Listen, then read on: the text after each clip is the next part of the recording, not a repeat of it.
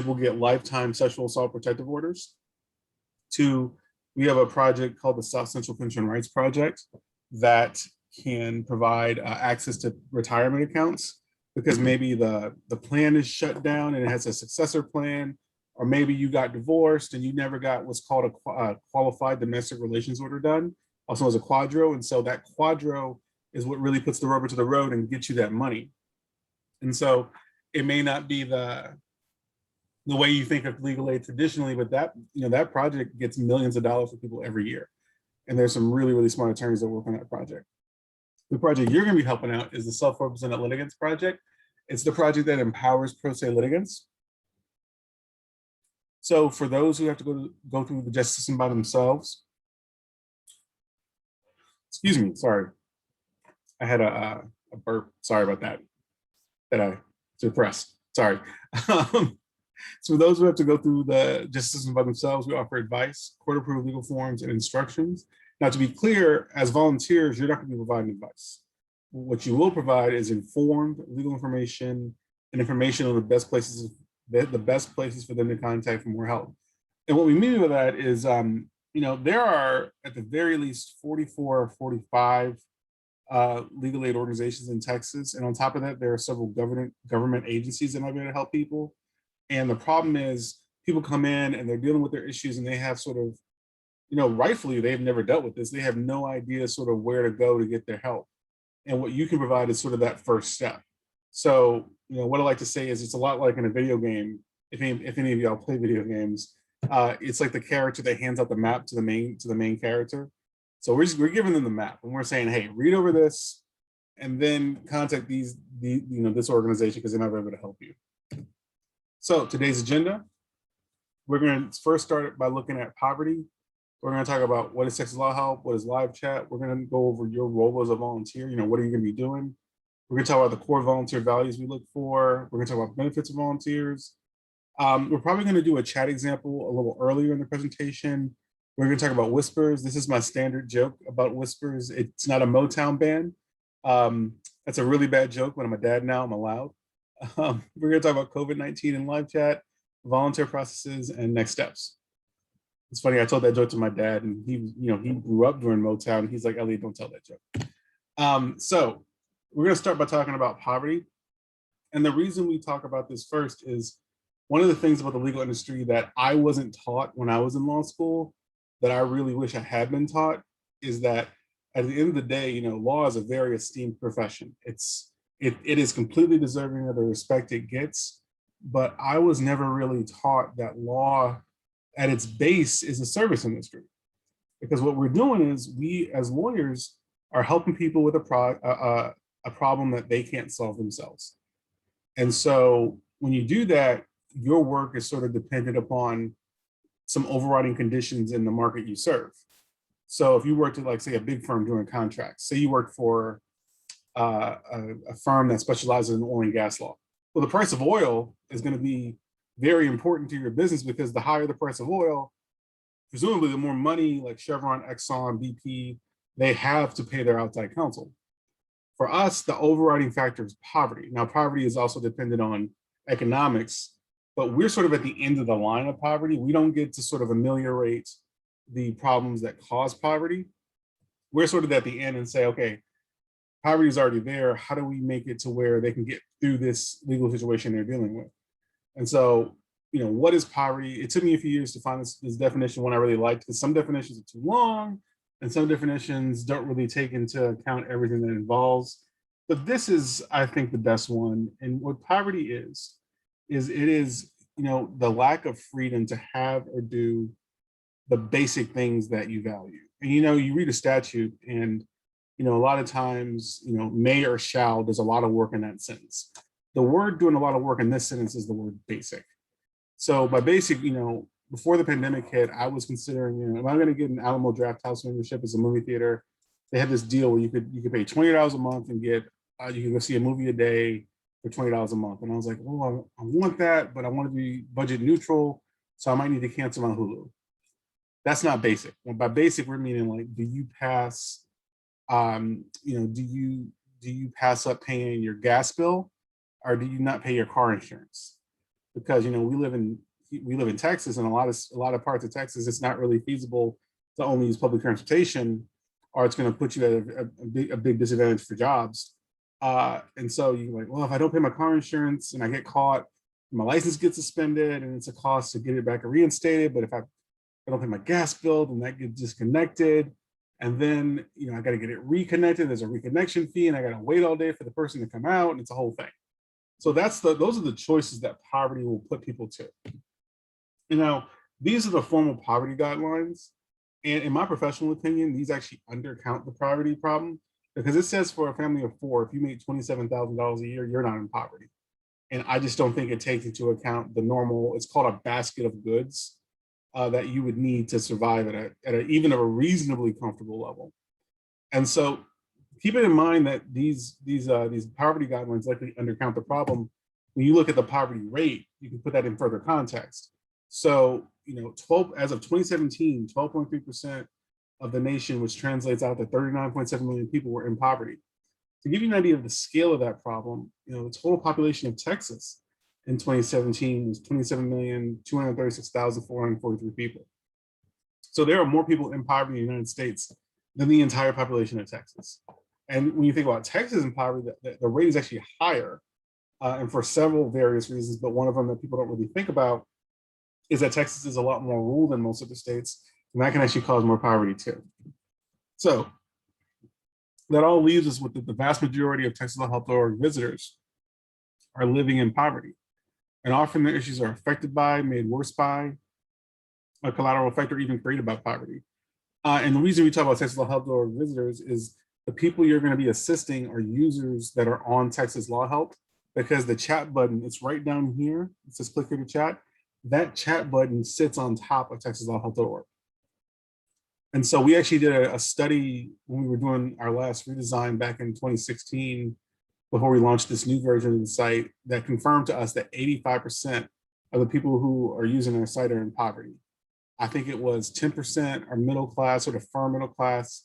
And then I think 5% are actually very well off, but they just don't want to, but they are the true sort of boogeyman of the people that don't want to pay for an attorney. But the problem is their assets are so high that we really don't cover what they need, because we shouldn't, because they can't afford to pay for an attorney, and that's not who we serve. We serve those that can't afford to pay for an attorney. So we're going to do a quick interactive poverty simulation. And what we used to do is we would go the entire month, but I was finding that was taking too long. So what we're going to do instead is we're going to go through the first 10 days. And so the scenario is that you lost your job, you lost all your savings, and you're down to your last $1,000. And we have to try to get through the first 10 days, see if we can make it. And we've lost our house. So let's see if we can get through. And I'm going to be, let's see, I usually just pick on one person when I'm doing Zoom. Let me go to participants. Who we got? Does anybody want to volunteer to answer these questions? You don't have to. If you want to, you can just go ahead and unmute yourself. I don't mind trying. Okay, cool.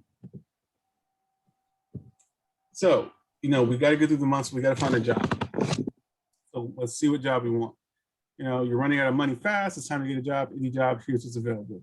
So warehouse, second shift. They're looking for a dependable, punctual, hardworking warehouse associate. You have to be able to lift 20 pounds and have reliable transportation. You're going to make $9 an hour. You're going to work from 12 to 7. Now, in this scenario, you are 28. You're pretty healthy, and you have an 8-year-old. Just so you're a single parent. So just to put that in context, because we're going to have some choices that will affect it. Then next one is join our team. Experienced server needed at a casual restaurant with a fast-paced and fun atmosphere. Apply in person Tuesday through Friday, 2 to 5. It's $2.13 an hour plus tips, but practically that's going to translate out in this sort of simulation to $8 an hour. And your hours really will vary because it's shift work. And then your other one is office temp. Know your way around an office. For hiring for temporary workers all over the area. Administrative experience and attention to detail is a must. $9 an hour. And it says the hours vary, but what that mostly means is you might have to stay late some days. That there might be, say this is like a law firm, and there might be a pleading due the next day, and they need you to stay. So which job do you think? Can you go back to the warehouse jobs? Yeah, right here. Oh, that's that one, $9, 12. I would say the office temp. Okay. 1 second. I had a volunteer that was stuck, so I had to go ahead and give them a whisper, which I'll talk about later. But that's just how fast I can do the supervision. It's an office temp. So hope you make your hours. Your monthly pay is based on 40 hours per week, but temp jobs often vary, so your weekly pay is going to be $306 a week. So the Affordable Care Act requires you to get health insurance. The good news, your child is covered by the state. The bad, you aren't. And by the state, they mean CHIP Medicaid. So what do we want? Do you want the gold plan for $329 a month, the silver plan for $268, the bronze plan for $232, or do you want to opt out? Keep in mind, you're pretty healthy. I'm 37. And like Will Smith probably, Will Smith said, I got some city miles on me. So my check engine light, it's not on yet, but it's starting to blink. But you're 28, you're healthy. What healthcare plan do you want? Yeah, I would probably opt out. Okay, and you have proven a good number of healthcare policy experts correct. So when the penalty for not buying insurance is so low compared to the cost of coverage, it's no surprise that low-income workers are opting out altogether. So we got to find a place to live. Let's just assume this is a good place. They don't let you sort of shop around. But keep in mind, this 808, it doesn't count application fees. It doesn't count application deposits, security deposits. This is actually a pretty good deal. But the problem is, because you're paying a little bit lower, you're not going to be able to live that close to where you work. So you're like, in Houston terms, you live like on the edge of the 610 loop by 610 and 290. Okay. So your new apartment is too small for your stuff. What do you want to do? Do you want to rent a storage unit or have a yard sale? I would have a yard sale, earn some extra cash. Okay, yeah, that stuff was not sparking joy. We're going to have a yard sale, see how much we can get. Well, we sold a bunch of stuff, but we only made $150. So you're driving with your kid in the back seat when your car slips on the 6-road road and slides into a parked car, causing a big dent in the bumper and a broken taillight.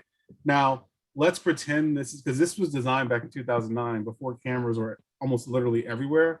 Let's assume that there are no cameras here. You could just drive off.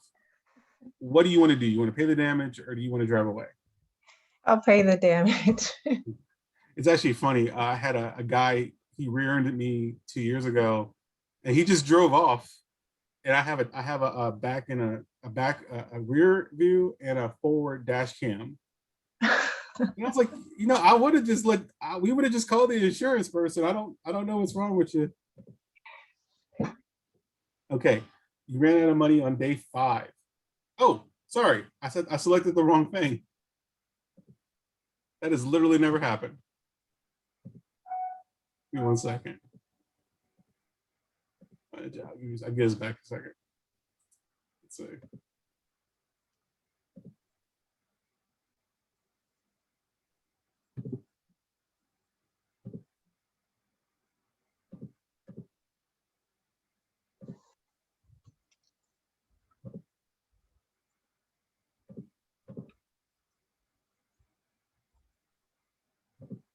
Okay. Okay, we're back. Sorry about that. That has literally never happened. My finger just slipped. So your neighbor is moving, has offered to pay you $50 to help, but they reserve the truck during the time your kid is starting in school play. And they're like the lead. They're not like First Lobster or something. Do you want to take the job, go see the play? Go see the play. Okay. On the way to drop off your kid at school, something blew in your car. You don't know what's wrong, but it can't be good. Do you want to pay to fix it? Ask a friend for help, get it towed, leave it, and take the bus? Ask a friend for help. Okay.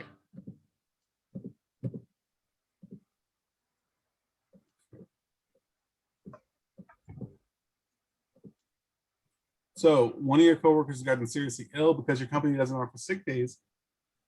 Everyone's contributing $20 to help her out. Do you want to pitch in, say you forgot your wallet? I forgot my wallet. Hey, we've all been there. let's see, let's say we forgot our wallet. Your tooth has been hurting for weeks and it's starting to get unbearable. You need a root canal, but you don't have dental insurance. Can you get it fixed or use some numbing gel? Numbing gel. Okay. It's day 9.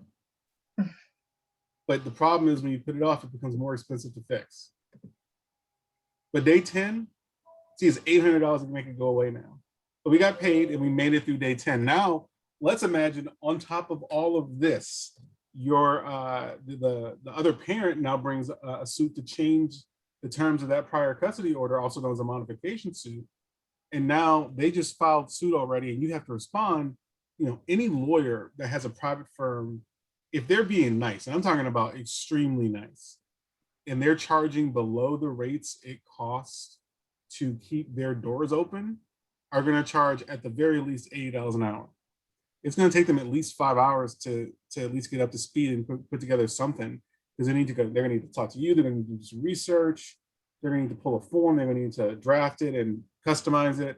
So that's going to be 80 times 5, that's $400 right there. And so what we see is a lot of the time, people with legal issues, you know, they're getting along okay in poverty, but not okay, but they're sort of right on the line, and anything that tips that balance completely pushes them off the edge. That's what we've seen a lot in the COVID-19 crisis. And so when they come to us, when they get to us, they're usually somewhat hot because they're frustrated. And it's important, it's one of the core values we talk about a little bit later in this presentation. It's important to understand that and that we take it into account, and so that we can let them know, like, look, we really are free. We really are just here to help you. How can we help them? Normally, once they get that, they'll open up and they'll let us help them. Does all that make sense so far? It does. Okay, well, thank you so much for volunteering. I really appreciate it. Absolutely. Thank you. So what is Texas Law Help? Texas Law Help is a nonprofit legal aid website that is devoted to providing free and reliable legal information and referrals to low-income Texans. There are law helps in all 50 states and territories. When I started, this was my first job out of law school, so I started in 2010. When I started, we were doing 220,000 people a year. Last year, we did 3.8 million visitors, and we had over 13 million page views. So things are really, really busy. Let me show you the website. This is the website itself. And let me see something real quick. Let me refresh this. Okay. Checking a setting out. Okay, we should be good. So this is the website. And let me just sort of take you on a quick tour. And I'm going to go into this a lot more if you do end up volunteering. We're going to have a webinar training, and everything we do is remote. So don't worry about having to go anywhere, especially during COVID. So when you're trying to find information in forms, it's going to mainly be in our information in forms page. And I'm not allowed to say too much right now, but we actually are working on another redesign because of it's sort of a tech thing. The platform we're on is being phased out. We're on a Drupal platform, and it's called Drupal 7, is being phased out for Drupal 9. And so we had to do a bit of a redesign. And so we're about to launch that in the next few months. And as soon as that gets launched, I'll do another supplemental training that'll just be recorded, and I'll upload it so y'all can watch and you'll get a chance. But for right now, this is the current site. I'm actually not supposed to say too much about that, but I don't think it's right to not say it when you might have to deal with it. But the next site will be oriented a lot like this. So it's oriented, there are 11 topics, and each topic has a subtopic, has several subtopics. So we go to family, divorce, and children. And the way you're going to use it is like step 1 is choose an issue, step 2, and then what it will do is it'll stratify the website by those steps. So we're going to go and say somebody's dealing with child protective services. And so we're going to go, okay, well, what can we provide them? Okay, well, and there are 2 main types of content you're going to find in these directories. There are toolkits and articles. So the articles are going to be your more traditional, question answer, legal information format. So it's what you it's more what you would think about. So for instance, let me go to this one, see if this has what I'm thinking about. So like attorneys that lied, amicus attorneys in family law cases. So it's like, and you can just click any of these headings and it's going to take you right down to the answer. So, for instance, is there a difference between an amicus attorney and an attorney ad litem? And you'll get your answer, and you can just click right up here to go back to the top. So you're not having to scan through the entire article. And then the other type of content, and I wish I could say that we designed this type of content fresh, but we actually took it with approval, mind you, from one of our sister sites in Michigan Legal Help, because Michigan Legal Help is one of the best law helps in the nation, just bar none. It's like Michigan and Illinois are just amazing. And so we sort of studied their website, and what they had was a toolkit. And what we were seeing, and we were needing to solve a problem, is we were seeing that people were coming to the site, but they were going to like 20 different pages on the site before leaving, and they were leaving frustrated. You could sort of tell by the comments we were getting. So what we did is we used their toolkit format, and what a toolkit is, it's a one-stop shop for everything somebody might need on an issue. So it has an introduction, it has checklists, so that can really, and this is a little bit different type of a toolkit. So it just has like a general instruction list. It has answers to frequently asked questions, so you can just click it and it's going to expand out into an answer. But then it also has forms and it has articles. So this, for instance, is an affidavit of indigency and request for a court-appointed attorney. If you're, it's a template. So, and the reason this is there, and it's something that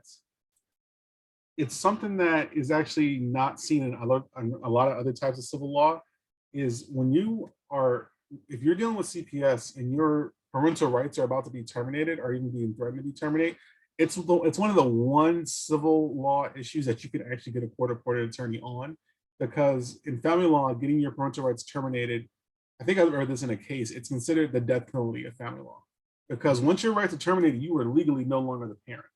And so this is a form people can use to actually ask the court for an attorney. And let me show you another toolkit that has more of a robust checklist. So you can see that too. So say it's like divorce. We have divorce, we don't have children. You know, this is a checklist for instructions and forms for agreed divorce without children. And just, I'm really good at little asides, so bear with me. One of the things that when I first got out, when I was from law school, when I started to practice law, you know, I knew about secondary resources like O'Connor's, and I knew about Dosanio and Westlaw and all that. But one of the things you really sort of want when you get out of law school, especially when you get your first job, and you sort of you're looking for it with a flashlight sometimes. You want a resource that just tells you from start to finish, here's what you do. Because we're all, you know, we're all lawyers, we're all law students. We want to do things the right way. We don't want to do things the wrong way. And I remember the day I really just sort of realized, I'm like, oh, there really isn't that resource for lawyers. Like, you may have a form book here and a secondary resource there, but you sort of have to piece it together yourself. And what I came to, this is practical advice. The best thing for y'all to do when y'all get out, if you're in that industry, and I've talked to several friends about this too, find yourself a mentor that can guide you through and give you sort of those instructions for how you do X, Y, and Z. But because pro ses don't have that opportunity, what we, especially, you know, they don't have an attorney helping them. What we have to do on the website is we have to break things down into minute component parts. So it really goes step by step, and that's something you can provide a user of, like, step one, determine where to file your divorce, and it will tell them here's where you can file. Then step two, fill out the starting forms, and we have links throughout the checklist that can take them to the forms. And these forms are written by licensed attorneys. These are actually reviewed by local Travis County court judges. We actually have a few form kits that are approved by the state Supreme Court.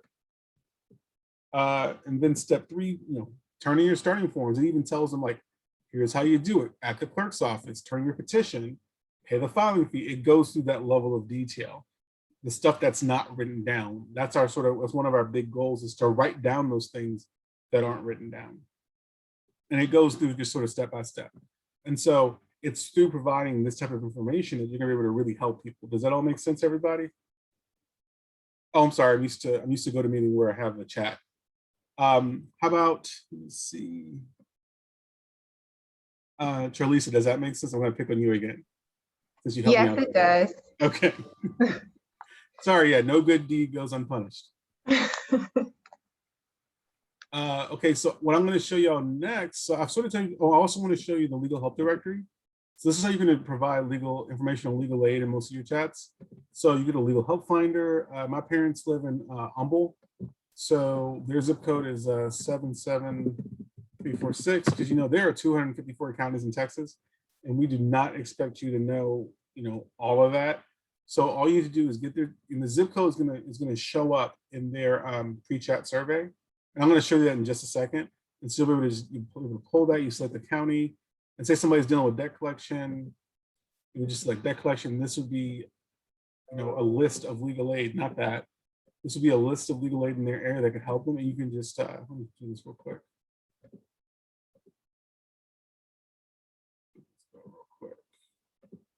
Here we go. So this will be a list of legal aid in the area that could help them. And you can just copy this link. This link is a static link. It does not change. It's the way the directory was built.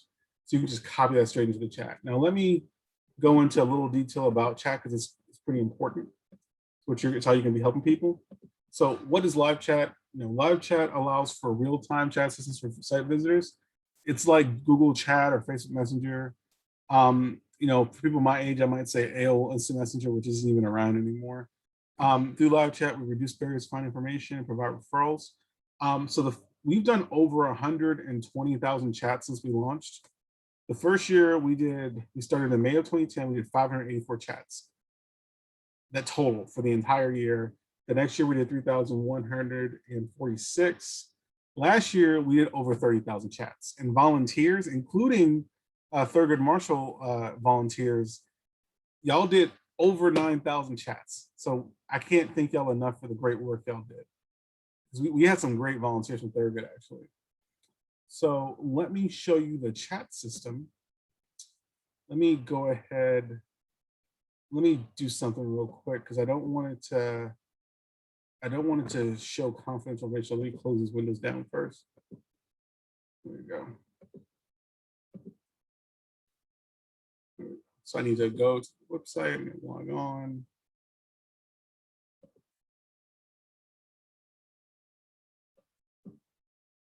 So go to app.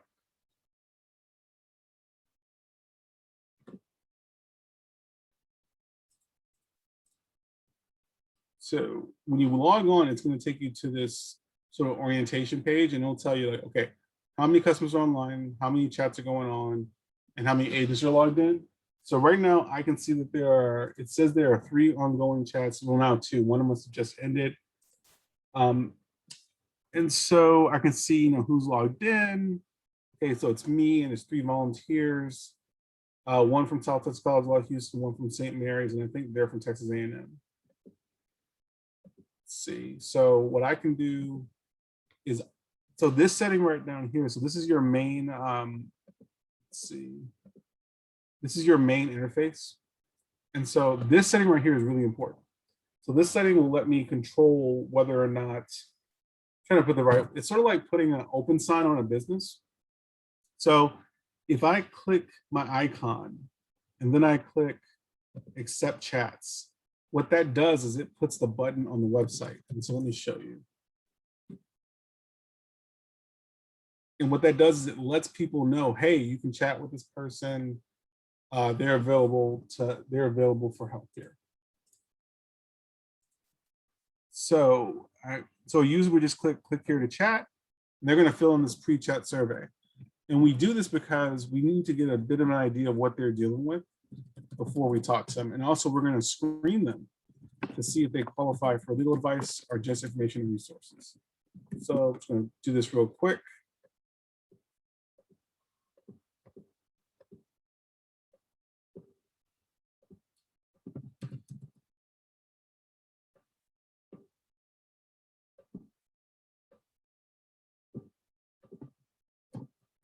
And I'm going to stop sharing my screen for just a second, because I want to make sure I don't share any confidential information. Just give me 1 second.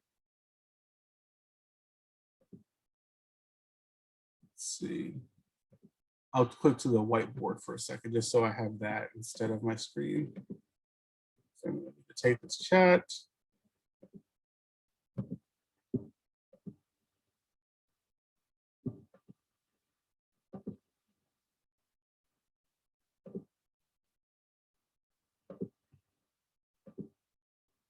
Okay, let's see. Okay, so we're back. And y'all can all, Clarissa, could you just check with me? Y'all can all see this, right? Yes, I can. Okay. I bet you're not gonna volunteer again. No, no, I can. Oh, somebody took the chat. Oh, my volunteers are too good. Okay.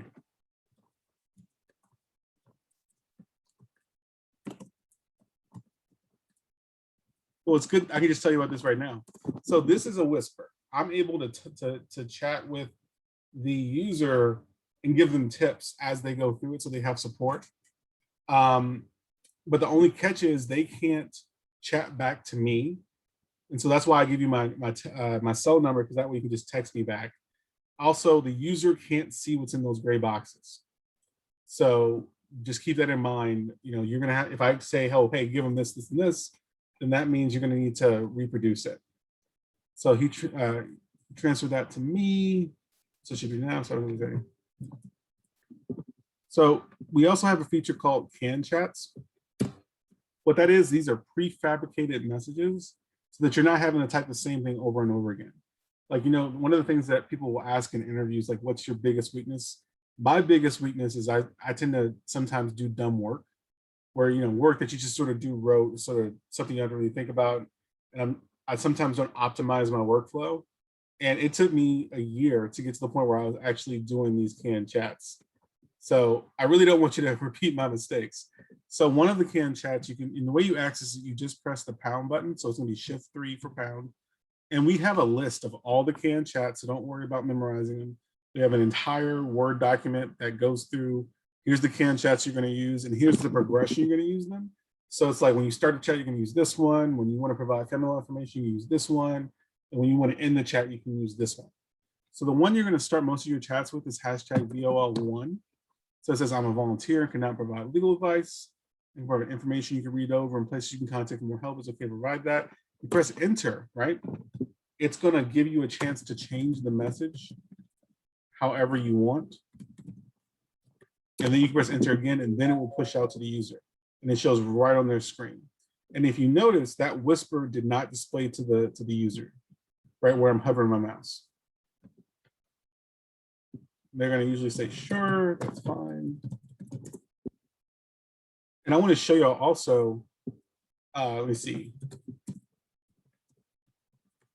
One thing also is you can see what they're typing before they press enter. So that will let you get ahead of it. Also on this right-hand side, you're gonna have their pre-chat survey results. So I usually ask them, hey, what are you dealing with, debt collection? You can also see the pages they visited. That will also let you get ahead of things. And so you send the next ones like hashtag get facts. And then they'll just tell you, what's going on.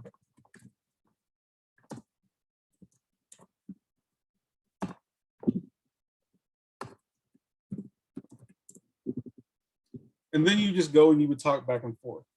Ms. Hez, does that make sense? Yeah, it does. I'm just trying to follow the message trail. You're typing in this communication box.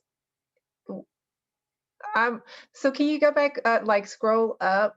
Yeah. Because I'm trying to see what didn't show up on the other. Right here, this is what my, that's a great question. So the volunteer, they took this thinking this was a real chat. And so I just said to them, hey, could you transfer this to me? It's a volunteer training. But in the user's window, so this is what the user sees, because I'm chatting as the user as well. They didn't see those messages. Okay, okay, got it. So that's why it's a whisper. Okay. Yeah, no, that's a great question. And then you would just sort of go back and forth. You would provide links to information that they could read over. So say, and you would definitely gather more facts before you did this, but I just want to show you. So you go to money and debt.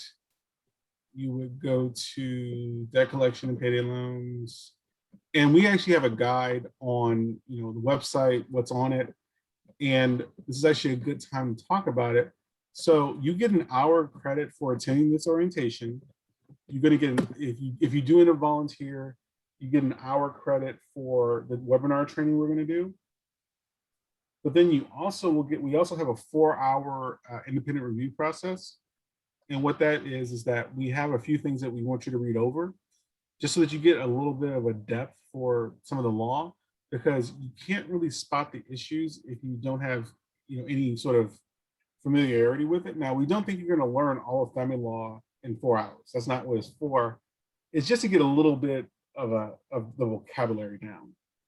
And so before you even take your first chat, you'll have 6 hours of volunteer credit. And so, you're just gonna go back and forth in the chat. So that's the chat system. Let me just show you logging out. I would just go start, or click on my icon, just click log out. And I just want to log out of this device. I don't want to log out of all devices. Okay. So that's live chat. And I'll show you a lot more about live chat if y'all do attend the training. Let's see. So, and we're going to sort of zoom past the rest of this because we've done most of it already. So your role is to get, it's going to mirror like just regular legal analysis. And just to be completely real with y'all, this is actually harder than providing advice, in my opinion, because I've done both on chat. I've actually handled over 20,000 chats at this point, because I've been doing it for 10 years. Providing advice, you gather the facts, you spot the issue, you apply the rule, you do the counter analysis, and provide advice. Whereas this, what you're doing is you're gathering facts, you're spotting the issue, but instead of going that extra step and you're even doing like a little bit of internal analysis, but rather than just going ahead and be able to say like X, Y, and Z, you're having to know, okay, well, what publication contains the right information? And so it's sort of a harder process, but you will learn as you go. Because like one of the things that I think is a benefit for the volunteers, and a lot of it just boils down to don't make my mistakes. When I got out of law school, I didn't know what a district clerk was. That's a problem. You should know what a district clerk is before you get out of law school. And I can guarantee you, if you're into volunteering, you'll know what a district clerk is. And you'll know some of those practicalities of the law. So your role is to gather facts. And you'd be surprised how fast people will just tell you some very personal things. It's one of the reasons that before you volunteer, we ask you to sign a volunteer agreement. And it's to certify you're a volunteer, but also when I make you an account, you're going to have access to 110,000 case records. So we just want to make sure you hold those confidential. So you're going to gather the facts, and one of the things is give them enough time to tell you what's going on. We had volunteers a few years ago that we had to sort of rein in because and it was great though, they were so eager to help people, they would just start throwing them all this information, but they wouldn't actually gather what was going on. And as we all know, one small fact can change an entire legal analysis. And then you get an issue spot. And that's one of the reasons we have you do the independent review, because you can't spot the issue if you don't have any idea what the law is. And again, you're not going to need to know everything before you start. You see some of the vocabulary, but you would be surprised. It's like 90% of what we deal with is family law. And a lot right now also is evictions because of COVID crisis. This is a huge amount of evictions going on right now. You'd be surprised how fast you learn some of these basics. And that's another thing, I remember when I was in law school, I was very nervous all the time about when I got out. I can actually reassure y'all, when you get out, the best way to learn, in my opinion, the best way to learn the law is to sort of do it. You'd be surprised how fast you're going to learn the law you're dealing with, and you're going to get really competent. So if any of y'all are worried like I was back in 2009, I've been out for a minute. I wouldn't worry too much. You'll get up to speed pretty quick. That's actually another point. If you had to choose between doing a clinic where you're getting like real world, even more real world experience, or doing this, please do the clinic. Like I wish I had done clinics when I was in law school. If y'all can get it, if there's a way for y'all to get practical experience, which this is too, but if you have to choose, do a clinic. So once you've gathered the facts and if you spot it, you need to help you just find information using the website. And then you provide appropriate referrals using that legal help finder I showed you. And then your last role as a volunteer, it's the most esoteric part of your job, but it's essential. And so what you want to do is you want to encourage users, but at the same time, you have to set fair expectations for self-representation. And what that means is you let people know, hey, you do have rights, but there's a difference between having rights and executing on those rights. So it's the difference between saying, hey, you can get divorced in Texas if you or your spouse have lived in Texas for the last 6 months, as you or your spouse. Um, but there's a difference between saying that you can get divorced and actually getting divorced. And so we have a few different types of users. We have sort of a spectrum. We have some users that will be coming in and they are completely afraid of the system. They think they have no rights. They think they're doomed. And for them, we want to like go, no, you have rights. You sort of reassure them, you build them up, and you send them on their way to the right place of contact. And then we have on the other side of the spectrum people that are like, I know what I want. I just want a form. I had a person years ago, and I think I said this before in another orientation. But I had a person who was like, I need the form to sue Exxon. And I'm like, it's just a form. That's all you need. And like it took that chat took me 2 hours because he just was insistent that he didn't need a lawyer. He didn't need any kind of help, not even limited help, because he knew the system and the system was, he could just go talk to the judge and he would win. And I had to explain to him that Exxon, because it's a big business, has just legal, not just legal department, but legal departments, plural. They engage with outside counsel. I had to tell him like sort of what was going on there because I couldn't do a complete evaluation. I don't remember exactly what he was dealing with, but he actually had a reasonable sort of claim. I think it involved he slipped and fell in like an Exxon service station or something like that. And I was like, yeah, I was able to tell him about private attorneys and contingency fee arrangements and personal injury lawsuits and slip and fall and things like that, that it was more complicated. So that's setting fair expectations. I think at the middle of the road where they sort of know that there's more involved, but they do know they have rights, and you just sort of clue them into, you sort of just show them what's what. Like you sort of delineate, like, okay, we'll read over this, this, and this. Let's see, we've already done chatting with the user, but just to reiterate, there's always going to be someone online watching the chat. So for instance, while I've been doing this presentation, I have watched about 9 chats. And I've just been glancing. I got some pretty good volunteers. They've been volunteering since February 1 now, so they're really proficient. It's actually one of my favorite parts of the semester is when volunteers really get good. It's usually after a month and a half, and I'm just so proud. So before we end, let's just talk about some core values. Number 1 is compassion, and we talked about this at the beginning of it. It's the reason we start with poverty. That when they get to us, sometimes they are going to be hot. They are going to be, they've had doors slammed in their face, and they don't know that they can't just talk to the judge. They don't know that that's an ex parte communication. They don't understand why people can't give them legal advice. They don't know about unlicensed practice of law. And so they've gone to law librarians, they've gone to libraries, they've gone to courts, they've gone to clerks, and they've had nobody help them. Or even worse, they've had some people try to take advantage of them. Like there was a thing in the Valley back in 2013 with, it was called notarial fraud, where because notario is a type of lawyer in Mexico, people were people that were technically notaries in Texas were acting like they were attorneys and just defrauding people out of thousands of dollars. So all of that going on, when they get to us, just have some compassion for what they're going through. And if you let them know, hey, this really is free, and we really are there to help you, they will most of the time calm down. But that being said, you never have to take abuse. If you feel the use is getting out of hand, transfer me, I'd be happy to handle it. I've handled, I think it was like over 20,000 chats, and I've only had to ban 3 people from the website. I think it was 2 people were getting like extremely racist, and 1 was getting really violent. Another core value is ethics. Just don't provide advice. And I'm going to talk more about this in the training, but just stay away from words like, or phrases like you should, I would, do this, X, Y, Z, and you just stick to providing information. Providing a publication is never going to be advice. And then another core value is consistent quality service. On a typical day, we'll handle between 30 to 120 requests, and we want to make sure the person that contacts us on Friday at 4 gets the same help as somebody who contacts us on Monday at 11 a.m. when we're bright-eyed and bushy-tailed.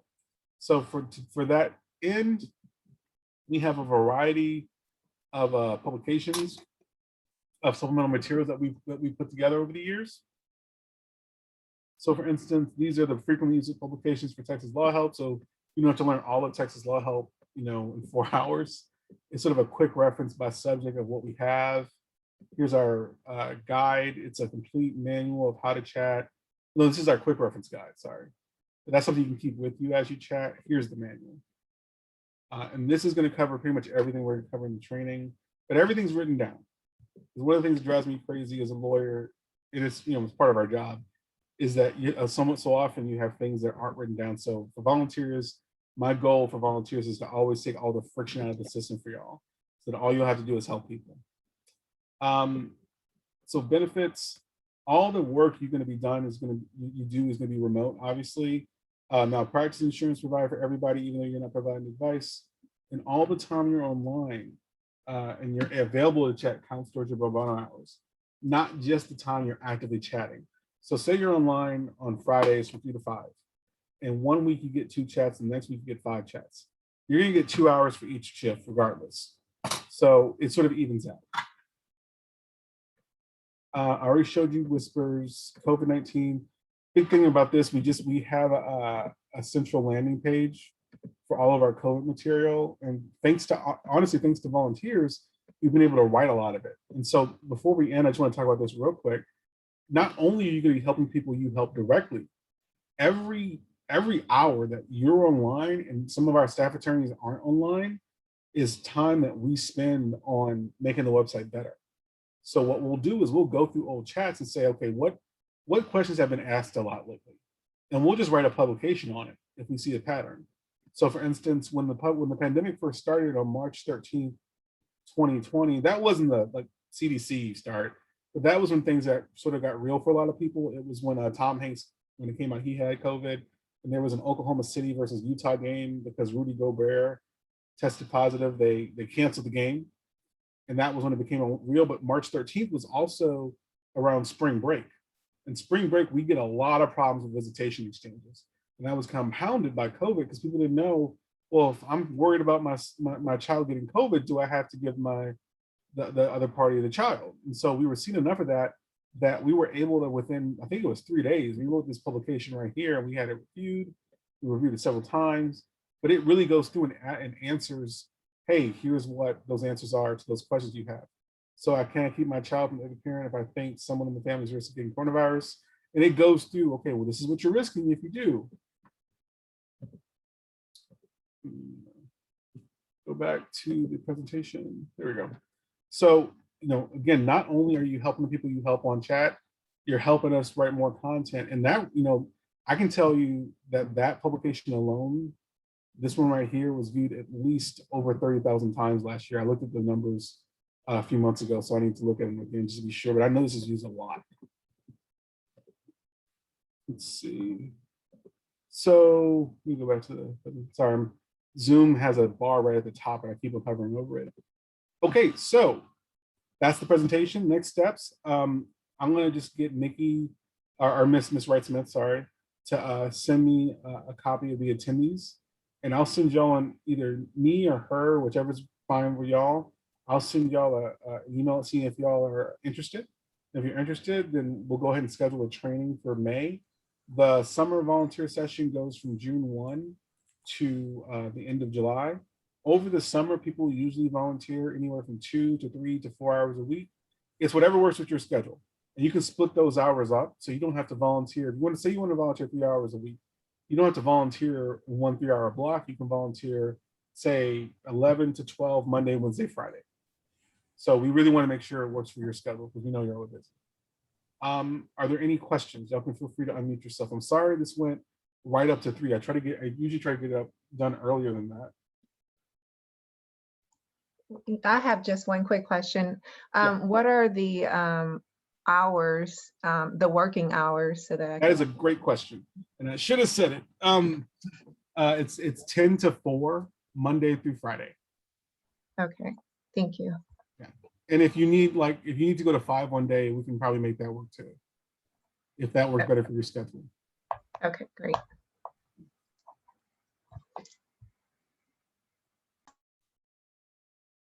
Well, any other questions? So for everyone who, I think I have 1, 2, 3, 4, 5, 6 students who are here, and I've got those names noted, and I'll just get the email addresses, and then that way, if you guys want to sign up, you guys can, I'll send Elliot an email with your contact info, and then you guys can go from there. If you have an objection to that, if you'll unmute and let me know. This is not going to hold you to definitely joining the program, but at least you'll have the info and how to apply and complete all of the application process. Elliot, I'm also going to send your information, excuse me, out to other students who were not able to attend today. So in case they want to sign up, they can do that with you as well. No, and that's completely fine. And just like I've supervised over 700 volunteers at this point, and I've only had to talk to a coordinator about one.